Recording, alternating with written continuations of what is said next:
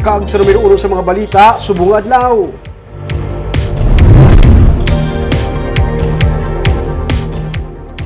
Paggamit ng face mask sa open spaces sa bilog nga pungsod ang sakaron voluntary na. Hindi kasunod sa gipagawa ng executive order ni Presidente Ferdinand Marcos Jr. subong adlaw.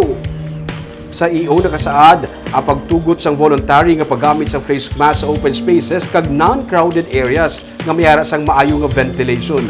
Pero ang mga hindi fully vaccinated individuals, mga senior citizen, kag immunocompromised individuals ang labing ginahaylo nga maggamit sang face mask. Sa tanan nga tion dapat nga mapatuman ang physical distancing.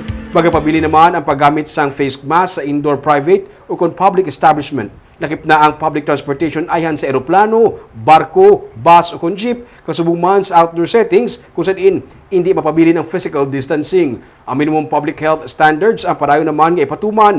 Ang DOH ang ginamanduan sa pag-update sa among guidelines maga-take effect naman inigilayon ang among nga order. Sa Biyernes, napagwa na sang EO si Governor Eugenio C. Lacson nga nagamando man sang optional nga paggamit sa face mask outdoors santo sa recommendation sang NIATF kag DOH. Panugyan sa gobernador sa publiko nga gamiton ng common sense para mapangapinan ang kaugalingon kontra COVID-19. Labi na ngayara man ini sa gihapon bisan ginhalugan na ang mga restriction. Sini lamang may duha ka gin-report nga COVID death ang probinsya. 176 naman ang active cases sa Negros Occidental as of September 11 nga report sa Provincial Incident Management Team.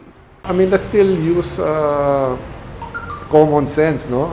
COVID is still there. In fact, recently we had 2 deaths. So just to show you, COVID is still dangerous.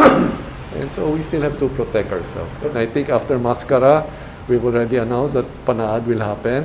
And I think